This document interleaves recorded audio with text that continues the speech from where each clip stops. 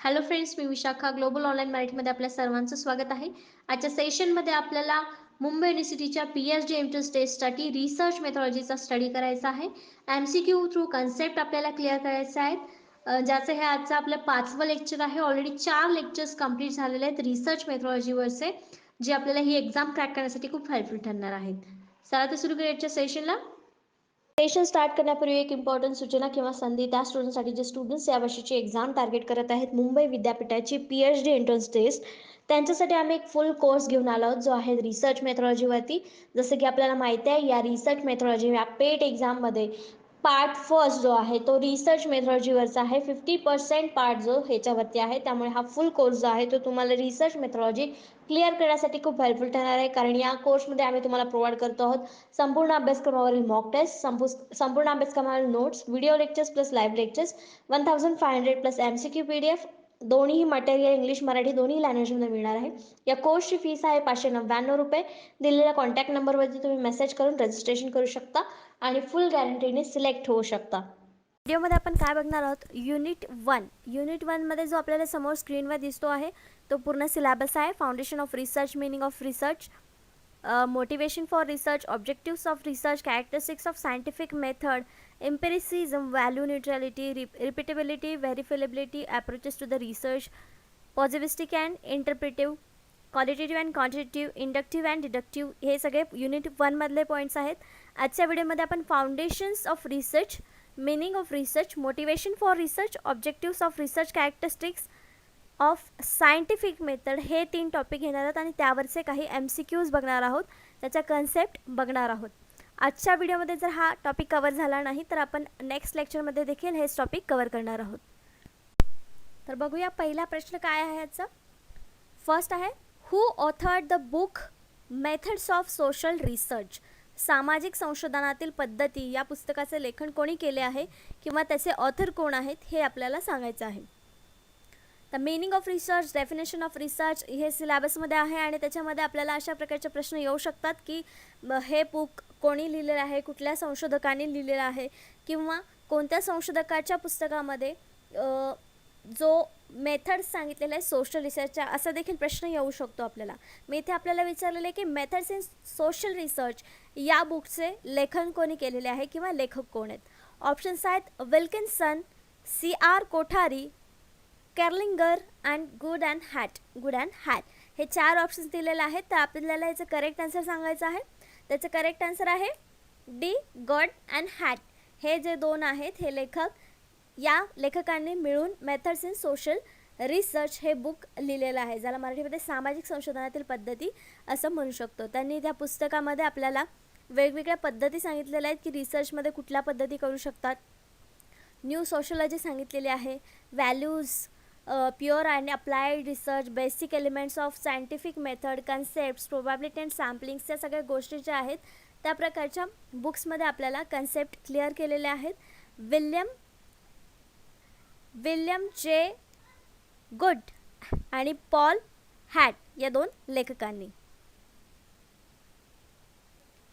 This book attempts to steer a course between simple adult account of research studies with their technical details. तर या बुकमध्ये त्यांनी काय सांगितलेलं आहे, सिम्पल अकाउंट्स सांगितलेले आहेत ऑफ रिसर्च स्टडीजचे, वेगवेगळे मेथड्स सांगितलेले आहेत, टेक्निकल गोष्टी सांगितलेल्या आहेत की रिसर्च कसे केले गेले पाहिजेत हे त्यांच्या बुकमध्ये त्यांनी सांगितलेलं आहे. And a set of broad generalisation about research methodology, तेच पद्धती बुकच्या नावावरूनच आपण अंदाज लावू शकतो की त्या बुकमध्ये काय माहिती दिलेली आहे किंवा कशाचा अभ्यास केलेला आहे. मग त्यामध्ये आपल्याला त्यांनी जनरलायझेशन सांगितलेलं आहे रिसर्च मेथॉडॉलॉजी विषयी. तर ही बुक पब्लिश कधी झाली होती, 1952 मध्ये.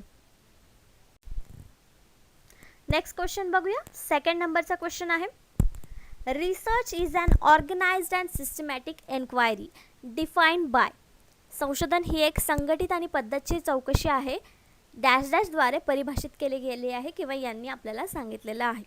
तर ही एक डेफिनेशन आहे किंवा एक स्टेटमेंट आहे जे एका संशोधकाने केलेलं आहे संशोधनाबद्दल. तर संशोधनाबद्दल ते काय म्हणतात की हे एक संघटित आणि पद्धतशीर चौकशी आहे. का? कारण आपण वेगवेगळ्या स्टेजमधून ही प्रोसेस करतो आणि ही एक पूर्ण प्रोसेस आहे, सिस्टमॅटिक आहे आणि ही एक एन्क्वायरी पण आहे. कारण आपण जेव्हा डेटा कलेक्ट करतो तेव्हा ते वेगवेगळ्या टेक्निक्सच्या आधारे, टूल्सच्या आधारे ती एन्क्वायरी करून आपण हा डेटा कलेक्शन करत असतो. म्हणून रिसर्च ही एक ऑर्गनाइज्ड म्हणजे संघटित आणि पद्धतशीर चौकशी आहे असं एक संशोधक आपल्याला म्हणतो. पण तो कोणता संशोधक आहे तो आपल्याला सांगायचा आहे या प्रश्नामधून. आपल्या ऑप्शन्स आहेत मार्शल, PV यंग, एमोरी आणि कार्लिंगर. तर याचं करेक्ट आन्सर आहे सी, एमोरी. एमोरी काय म्हणतात की research is an organised and systematic enquiry. This is about our research. A systematic investigation including research development, testing and evaluation designed to develop or contribute to generalized knowledge. या प्रकारचं meaning असलेली definition आपल्याला एमोरी या संशोधकांनी दिलेली आहे की ज्याच्यामध्ये सिस्टमॅटिक इन्व्हेस्टिगेशन असतं म्हणजे पद्धतशीर शोध असतो, इन्क्लुडिंग रिसर्च डेव्हलपमेंट त्याच्यामध्ये संशोधनाचा विकास देखील होत असतो, टेस्टिंग अँड इव्हॅल्युएशन असतं म्हणजे त्याच्यामध्ये परीक्षाही घेतली जाते, टेस्ट घेतले ते आणि त्याचं मूल्यांकनही केलं जातं. कशासाठी तर जे आपल्याकडे नॉलेज आहे किंवा जे नॉलेज आपल्याला मिळणार आहे ते जनरलाइज करण्यासाठी आणि कंट्रीब्यूट करण्यासाठी. या प्रकारची डेफिनेशन आपल्याला एमोरी या संशोधकाने दिलेली आहे. नेक्स्ट क्वेश्चन बघूया 3rd नंबरचा. A systematic step-by-step procedure following logical process of reasoning called. तर्कशक्तीच्या तर्कशुद्ध प्रक्रियेनंतर एक पद्धतशीर पायरी असते त्याला काय म्हणतात. म्हणजे त्यांनी एक सांगितले की एक सिस्टमॅटिक आणि स्टेप बाय स्टेप प्रोसिजर आहे ज्याच्यामध्ये आपण लॉजिकल प्रोसेससुद्धा लावतो किंवा रिझनिंग जे आहे लॉजिकल प्रोसेस ऑफ रिझनिंग तिथे आपण वापरतो. तर त्या प्रक्रियेला काय म्हणतात किंवा ती पद्धत कुठली आहे ते आपल्याला सांगायचं आहे. ऑप्शन्स दिलेले आहेत एक्सपेरिमेंट प्रयोग, ऑब्झर्वेशन म्हणजे निरीक्षण, डिडक्शन म्हणजे अनुमानिक अँड सायंटिफिक मेथड म्हणजे वैज्ञानिक पद्धत. तर ज्यामध्ये आपण स्टेप बाय स्टेप प्रोसिजर करतो शिवाय त्याच्यामध्ये रिझनिंग लॉजिक पण लावलेलं असतं तर ते आपलं एक सायंटिफिक मेथड असते यूज करण्याची. म्हणून त्याचं करेक्ट आन्सर आहे डी, सायंटिफिक मेथड म्हणजे वैज्ञानिक पद्धत. तर ही वैज्ञानिक पद्धत काय आहे, सायंटिफिक मेथड का आहे कारण ती एक स्टेप बाय स्टेप फॉलो केलेली प्रोसिजर आहे म्हणून त्याला आपण सायंटिफिक मेथड असं म्हणू शकतो. शिवाय त्याच्यामध्ये लॉजिकल प्रोसेस लावलेली आहे जी रिझनिंगची यूज केलेली आहे. एक्सपेरिमेंट म्हणू शकत नाही आपण, त्याच्यामध्ये स्टेप बाय स्टेप करतोय प्रोसिजर आपण पण त्याच्यात रिझनिंगचं लॉजिक आपण तिथे लावलेलं नाही आहे. तिथे जे आपल्याला समोर जे दिसणार आहे तेच आपण मांडणार आहे पण इथे प्रोसेसमध्ये आपण लॉजिकल रिझनिंग लावलेलं आहे म्हणून ती एक सायंटिफिक मेथड आहे, वैज्ञानिक पद्धत आहे. म्हणून याचं करेक्ट आन्सर आपल्याला डी मिळालेलं आहे. The scientific method is a standardise way of making observation. तर सायंटिफिक मेथड नेमकं काय आहे ते आपण समजून घेऊया. Scientific method is a standardise way of making observation, gathering data, forming theories, testing predictions and interpreting result. तर सायंटिफिक मेथडमध्ये काय असतं तर जे आपण विज्ञानाच्या आधारे जे स्टँडर्डाइज वे असतात, ऑब्झर्वेशन म्हणजे निरीक्षणाचे मार्ग असतात, डेटा कलेक्शनचे मार्ग असतात, थेअरी फॉर्म करणं म्हणजे थेअरी तयार करणं, टेस्ट जे असतात आपल्या टेस्टिंग त्याचं प्रिडिक्शन करणं की काय असेल या टेस्टमध्ये किंवा यामध्ये कुठल्या पॉसिबिलिटीज आहेत ते सगळं सांगणं किंवा रिझल्ट काय असेल ते इंटरप्रेट करणं, हे सगळं जे आहे ते सायंटिफिक मेथडमध्ये होत असतं. सायंटिफिक मेथडमध्ये म्हणजे वैज्ञानिक पद्धतीमध्ये होत असतं. Researchers make observation in order to describe and measure behaviour. तर एखाद्या व्यक्तीचं बिहेवियर म्हणजे वागणं किंवा एखाद्या वस्तूचं रिझल्ट काय आहे किंवा त्याचं बिहेवियर कसं आहे हे सांगण्यासाठी रिसर्चर्स ऑब्झर्वेशन ही गोष्ट वापरत असतात किंवा ते डिस्क्राईब करण्यासाठी ऑब्झर्वेशन करत असतात म्हणजे निरीक्षण करत असतात. तर ही एक प्रकारची सायंटिफिक मेथड आहे असं आपण म्हणू शकतो. नेक्स्ट क्वेश्चन 4th नंबरचा. Ethical neutrality is a feature of. नैतिक तटस्थता हे त्याचं वैशिष्ट्य आहे. कशाचं? न्यूट्रॅलिटी. इथिकल न्यूट्रॅलिटी म्हणजे नैतिक तटस्थता. तर हे काय आपण कन्सेप्ट समजून घेऊया पण त्याच्या आधी आपल्याला याचा आन्सर माहिती पाहिजे. Ethical neutrality is a feature of. नैतिक तटस्थता हे त्याचे वैशिष्ट्य आहे. ऑप्शन्स डिडक्शन अनुमानिक, सायंटिफिक मेथड वैज्ञानिक पद्धत, ऑब्झर्वेशन म्हणजे निरीक्षण आणि एक्सपिरियन्स म्हणजे अनुभव. तर आपण मागे एक कन्सेप्ट बघितली सायंटिफिक मेथड, आपण लॉजिक लावलं तर त्याचा आन्सर इथं आपल्याला मिळेल की नैतिक तटस्थता कशामध्ये असले पाहिजे, आपल्या सायंटिफिक मेथडमध्ये असले पाहिजे. म्हणजे जी काय आपण मेथड करू त्याला योग्य मार्ग मिळेल आणि त्याचं करेक्ट असा रिझल्ट मिळेल, बायस होणार नाही यासाठी आपल्याला नैतिक तटस्थता तिथे असणं गरजेचं आहे जेव्हा आपण सायंटिफिक मेथड म्हणजे वैज्ञानिक पद्धत लागू करणार आहोत. मग हे त्याचं वैशिष्ट्य आहे कारण जेव्हा जेव्हा आपण सायंटिफिक मेथड वापरतो तेव्हा तिथे नैतिक तटस्थता आपोआपच येते. म्हणून हे त्याचं वैशिष्ट्य आहे आणि आपला करेक्ट आन्सर देखील बी आहे, सायंटिफिक मेथड वैज्ञानिक पद्धत. In research, the term neutrality implies that an inquiry of free of bias or is separated from the researcher's perspectives, background, position and conditioning circumstance. तर न्यूट्रॅलिटी म्हणजे काय, तटस्थता म्हणजे काय, तर जेव्हा आपण एखादी एन्क्वायरी करतो म्हणजे एखाद्या गोष्टीची माहिती मिळवण्यासाठी प्रयत्न करतो, काम करत असतो त्याच्यावरती, तेव्हा आपण बायस न होता म्हणजे पक्षपात न करता तिथे आपल्याला माहिती मिळवायची असते. किंवा जो रिसर्चरचा पर्स्पेक्टिव्ह आहे, दृष्टिकोन आहे, विचार आहे, त्याच्यापासून तो स्वतः सेपरेट असतो. त्याचं बॅकग्राऊंड, पोझिशन, कंडिशन हे सगळं तिथे मॅटर करत नाही किंवा रिसर्चरला ते सगळं बाजूला ठेवून जे काय माहिती आहे ती गोळा करायची असते. म्हणजे तो एक तटस्थपणे काम करत आहे असं आपण म्हणू शकतो, ज्याला आपण न्यूट्रॅलिटी असं म्हणू शकतो. When a researcher or the research is set to be neutral, म्हणजेच आपण जे सांगितलं की या सगळ्या गोष्टी बायस न होणं किंवा एखाद्या आपल्या विचारापासून, आपल्या दृष्टिकोनापासून, आपल्या बॅकग्राऊंडपासून वेगळं राहून त्याची माहिती मिळवणं, यालाच आपण न्यूट्रॅलिटी असं म्हणू शकतो. The enquiry is also employed to be trustworthy आणि लेजिटिमेट. तर जेव्हा माहिती अशा प्रकारे जेव्हा आपण माहिती मिळवू तेव्हा ती एक विश्वसनीय माहिती तयार होते किंवा एक विश्वसनीय माहिती लोकांपुढे समोर येते. नेक्स्ट क्वेश्चन आपण बघूया 5th नंबरचा. Scientific method is committed to, वैज्ञानिक पद्धत वचनबद्ध आहे कशाशी. ऑप्शन्स आहेत ऑब्जेक्टिव्हिटी म्हणजे वस्तुस्थिती, एथिक्स म्हणजे नीतिशास्त्र, प्रपोजिशन्स म्हणजे प्रस्ताव, न्यूट्रॅलिटी म्हणजे तटस्थता. तर एथिक्स, न्यूट्रॅलिटी हे जे आहेत ते वैशिष्ट्य आहेत सायंटिफिक मेथडचे, पण वचनबद्ध वैज्ञानिक पद्धत कशासाठी आहे तर ऑब्जेक्टिव्हिटीशी म्हणजे वस्तुस्थिती जी काय आहे जशीच्या तशी मांडण्यासाठी किंवा वस्तुस्थिती काय आहे हे दर्शवण्यासाठीच आपण वैज्ञानिक पद्धत वापरत असतो. मग आपल्या इथे करेक्ट आन्सर काय येणार आहे, ए ऑब्जेक्टिव्हिटी, वस्तुस्थिती. वैज्ञानिक पद्धतीमध्ये ही पद्धत वस्तुस्थितीसाठी वचनबद्ध आहे, म्हणजे त्याच्यामध्ये वस्तुस्थिती समोर येणार आहे, त्याच्यामध्ये वस्तुस्थितीच दाखवली जाणार आहे, म्हणून आपला करेक्ट आन्सर इथं ए आलेला आहे. The scientific method involves developing and testing theories about the world based or empirical evidence. तर सायंटिफिक मेथडमध्ये आपण एव्हिडन्स देत असतो म्हणजे पुरावे देत असतो. ज्या काही थेरीज आपण मांडतो किंवा ज्या काही थेरीज टेस्ट करतो ते सगळं आपण पुराव्यासह समोर मांडतो. It is defined by the commitment to systematic observation of the empirical world. तर ही कमिटमेंट आहे कशाची तर सिस्टमॅटिक ऑब्झर्वेशन म्हणजे पद्धतशीर निरीक्षण केलेलं आहे, त्याचा अनुभवजन्य जगाचं एक ऑब्झर्वेशन केलेली एक पद्धत आहे असं आपण म्हणू शकतो. And strives to be objective, critical, capital and logical. तर ह्याच्यामध्ये आपल्याला वस्तुस्थिती जी आहे ती दाखवण्याचाच प्रयत्न केला जातो किंवा सायंटिफिक मेथडमध्ये तीच दाखवली जाते, म्हणून आपण असं म्हणू शकतो की सायंटिफिक मेथड ही ऑब्जेक्टिव्हिटी म्हणजेच वस्तुस्थितीशी वचनबद्ध आहे, वस्तुस्थितीच दाखवू शकते. नेक्स्ट क्वेश्चन आहे 6 नंबरचा. One of the method of logical reasoning is called, तार्किक युक्तिवादाची एक पद्धत याला म्हणतात. ऑप्शन्स आहेत इंडक्शन प्रेरण, डिडक्शन अनुमानिक, रिसर्च म्हणजे संशोधन, एक्सपेरिमेंट म्हणजे प्रयोग. तर मेथड विचारलेली आहे लॉजिकल रिझनिंग यूज करू शकतो त्याला, त्याचं करेक्ट आन्सर आहे इंडक्शन. इंडक्शन म्हणजे काय आपण बघू. In scientific research, induction is a form of reasoning used in pursuit of understanding and knowledge.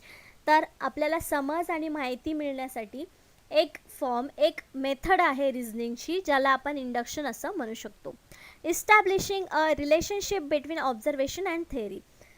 Observation म्हणजे निरीक्षण आणि आपला सिद्धांत या दोन्हीमध्ये संबंध प्रस्थापित करण्यासाठी हे रिझनिंग यूज केलं जातं असं आपण म्हणू शकतो. Induction lies behind any effort to generate general statement based on observation or efforts to develop theory for empirical data. जो काय आपल्याला डेटा मिळालेला आहे त्याच्यावरून आपल्याला जे काय आपण ऑब्झर्वेशन केलेलं आहे त्यातून आपल्याला जनरल स्टेटमेंट फॉर्म करण्यासाठी ह्या प्रकारचं रिझनिंग आपल्याला कामात येतं, जे सायंटिफिक मेथडमध्ये आपण यूज करू शकतो.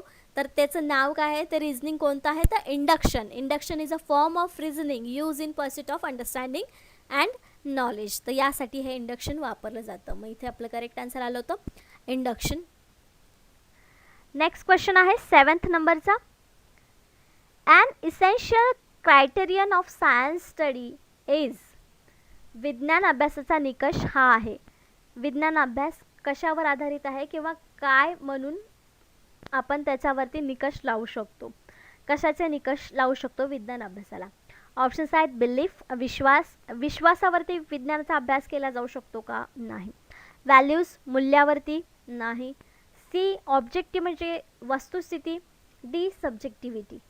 त्याचा करेक्ट आन्सर आहे सी ऑब्जेक्टिव्हिटी, वस्तुस्थिती. आपण बघितलं सायंटिफिकल मेथडमध्ये कुठली गोष्ट वापरली जाते तर तिथं वस्तुस्थिती सी वचनबद्ध असते सायंटिफिक मेथड. मग इथेच आपण सायन्सचा स्टडी करत असताना कुठला निकष आवश्यक आहे तर ऑब्जेक्टिव्हिटी म्हणजे वस्तुस्थिती. वस्तुस्थितीमध्ये जे काय एक्सपेरिमेंट घडतात किंवा जे काय शोध लागतात त्यावरती आपण विज्ञानाचा अभ्यास केला असं आपण म्हणू शकतो. म्हणून विज्ञानाचा अभ्यासाचा निकष आहे वस्तुस्थिती. Scientific objectivity is a characteristic of scientific claims, methods and result. It expresses the idea that claims, methods and result of science are not or should not be influenced by particular perspective.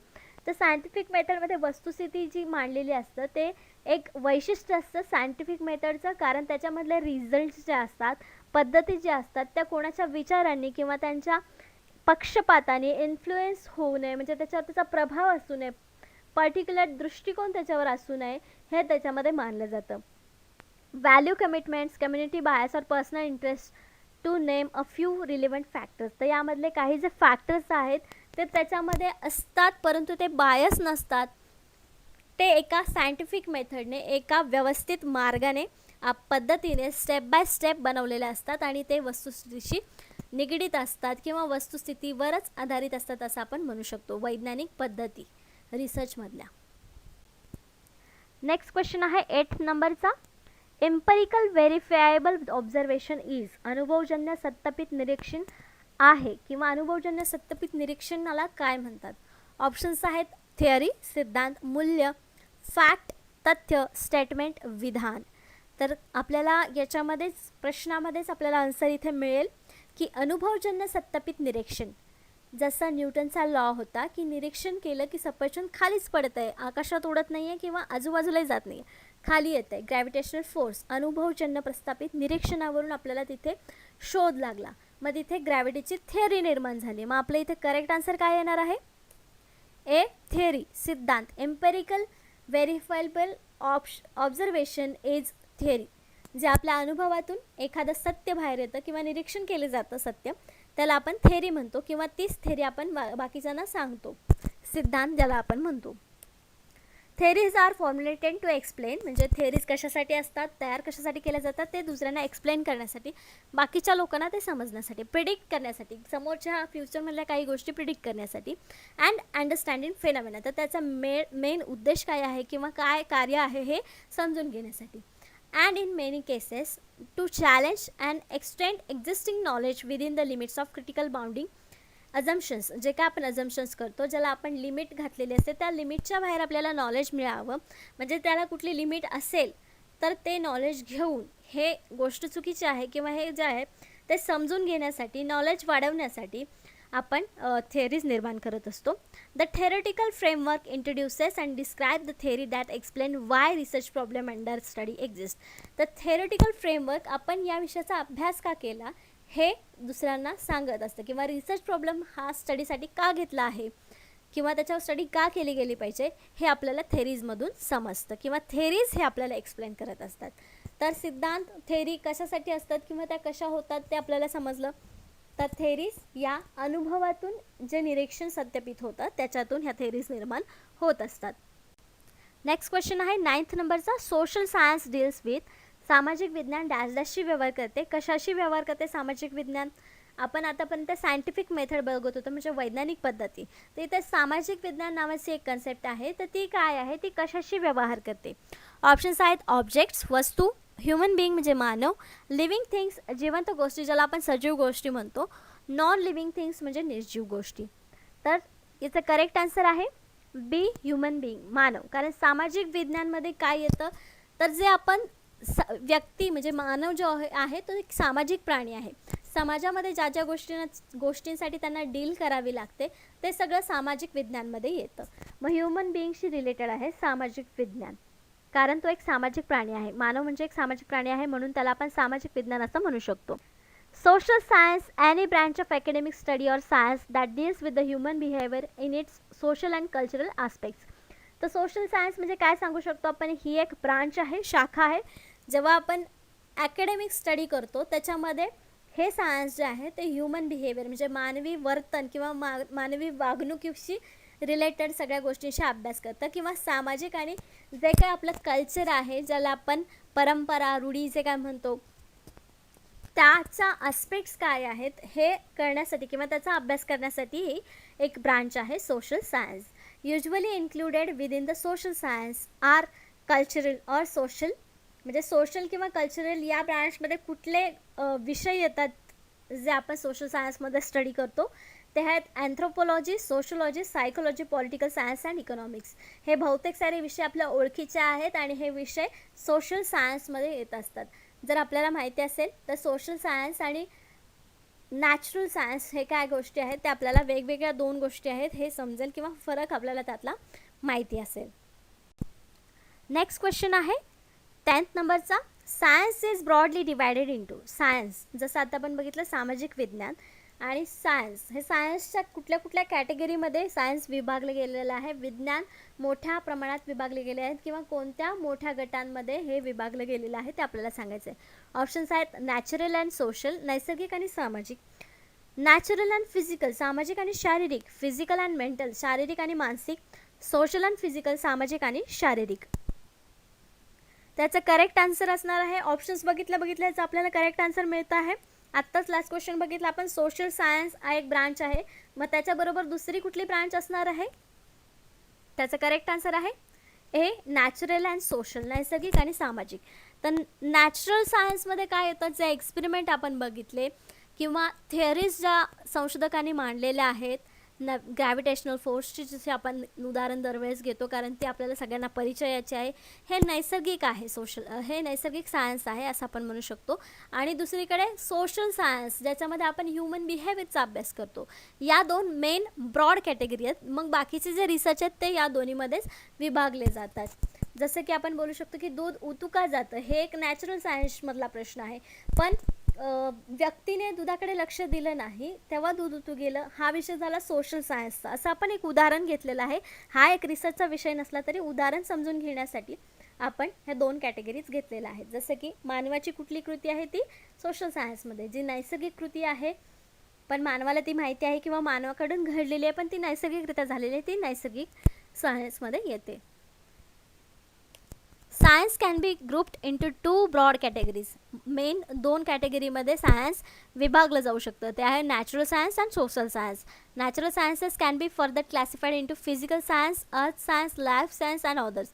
मग natural सायन्समध्ये त्याच्यामध्ये physical science म्हणजे भौतिक विज्ञान, earth science म्हणजे पृथ्वीचं जे काय सायन्स आहे ते, लाईफ सायन्स म्हणजे त्याच्यामध्ये जीवशास्त्र आणि वेगवेगळे विषय त्याच्यामध्ये येतात. म्हणजे ब्रॉड कॅटेगरी दोन आहेत पण त्याच्यामध्ये आणखीन वेगवेगळे विषय येऊ शकतात, नॅचरल सायन्समध्ये देखील आणि सोशल सायन्समध्ये देखील.